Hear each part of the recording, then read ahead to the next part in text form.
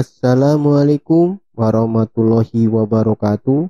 Selamat datang di channel Menanam Pohon Uang. Pada video kali ini saya ingin membahas cara kami belajar menanam pohon uang 1 miliar dari bibit 1 juta. Ini merupakan bagian yang pertama. Perhatian bahwa konten ini berisi cara kami belajar menumbuhkan uang dari 1 juta berharap menjadi 1 miliar. Konten ini hanya bertujuan untuk edukasi, bukan ajakan beli dan jual saham. Kami tidak bertanggung jawab jika Anda mengalami kerugian investasi karena mengikuti cara kami, karena kami sendiri juga akan mengalami kerugian. Jadi, risiko ditanggung sendiri. Pohon uang adalah analogi untuk kata investasi agar mudah dipahami oleh semua orang. Filosofi kami adalah pohon besar dimulai dari biji atau bibit pohon kecil.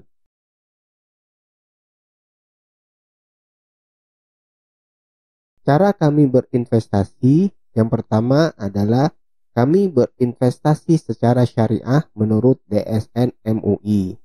Yang kedua, berinvestasi yang bisa menghasilkan imbal hasil lebih besar dari 100% atau bagger dalam 1 tahun. Yang ketiga, hasil dari investasi akan diinvestasikan kembali atau direinvest. Keempat, kami berharap dalam 10 tahun uang 1 juta bisa bertumbuh menjadi 1 miliar. Sebagai ilustrasi, kenapa uang 1 juta bisa menjadi 1 miliar dalam 10 tahun adalah seperti ini.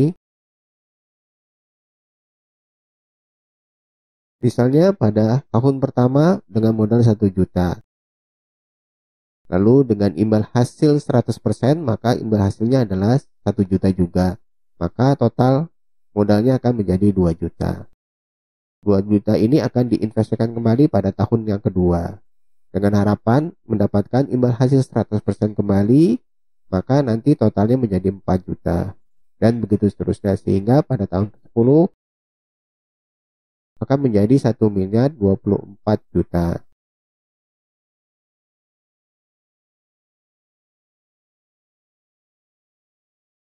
Apa media investasi yang cocok?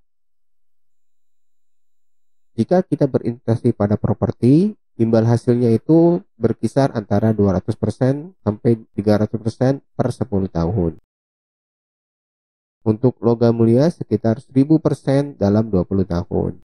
Deposito syariah 2% sampai 5% per tahun. Untuk sukuk 5% sampai 10% per tahun. Saham itu bisa lebih dari 30% per tahun.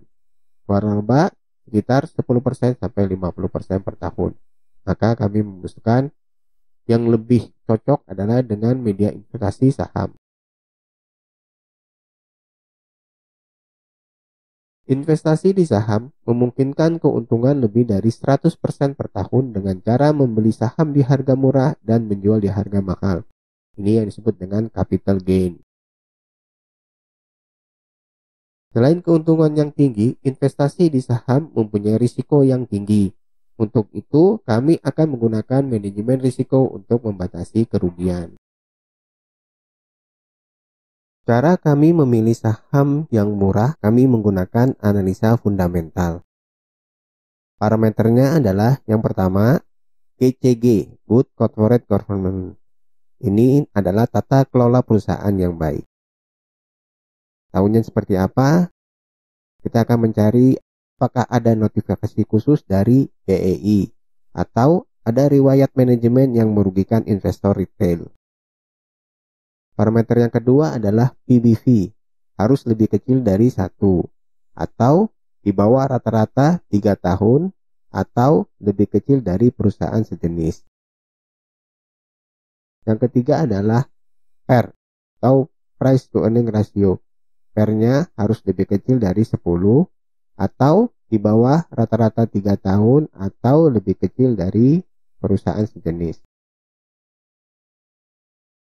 Parameter yang keempat adalah DER, Debt to Equity Ratio. DER-nya harus lebih kecil dari 0,5 atau di bawah rata-rata 3 tahun atau lebih kecil dari perusahaan sejenis. Yang selanjutnya adalah ROE dan ROI, yaitu Return on Asset dan Return on Equity. Ini harus lebih besar dibandingkan dengan perusahaan sejenis.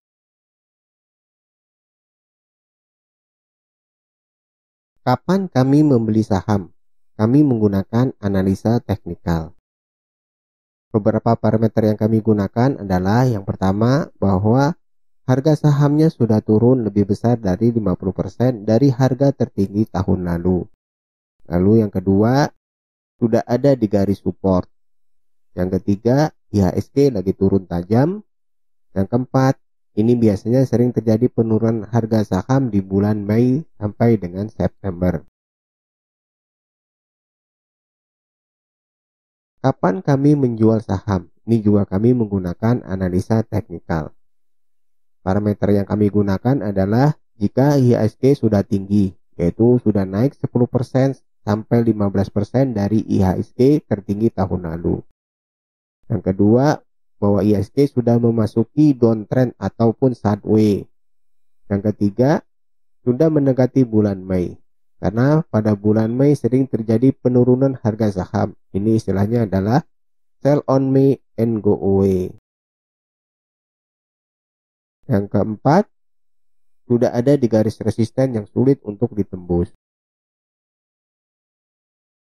Setiap ada potensi keuntungan, pasti juga ada potensi kerugian. Untuk itu, kami menerapkan manajemen risiko.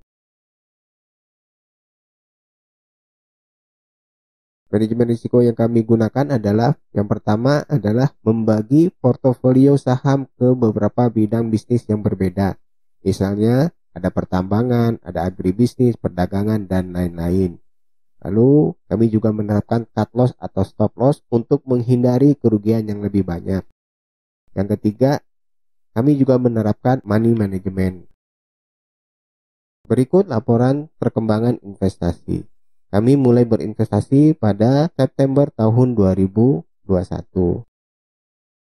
Kami awali dengan modal dari 1 juta. Lalu kami membeli saham AALI sebanyak 1 lot, lalu LSIP sebanyak 1 lot, lalu WG sebanyak 3 lot. Lalu pada bulan Maret 2022 kami menjual seluruh sahamnya dengan keuntungan sekitar 400.000 atau sekitar 40%. Saat ini kami belum berinvestasi kembali ke saham karena masih menunggu harga saham turun.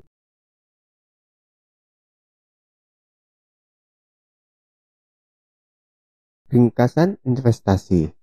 Jadi kami pertama kali berinvestasi di bulan September 2021 dengan modal awal 1 juta. Lalu pada bulan Maret 2002 kami menjual seluruh saham dan saldo akhir dari investasi adalah 1,4 juta. Ini berarti bahwa investasi telah tumbuh 40%.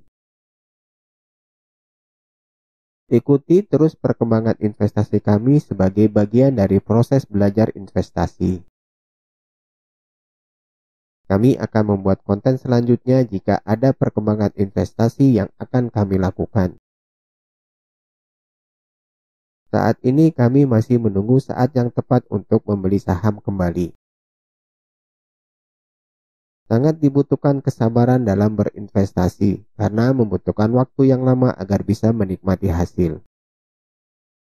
Ini petua dari Warren Buffett, seorang investor yang sangat senior, bahwa pasar saham adalah alat untuk mentransfer uang dari pihak yang tidak sabar kepada pihak yang sabar. Semoga video ini bisa bermanfaat. Wassalamualaikum warahmatullahi wabarakatuh. Jika Anda nilai video ini bermanfaat, silakan klik subscribe, like, dan share agar tidak ketinggalan video bermanfaat lainnya. Terima kasih.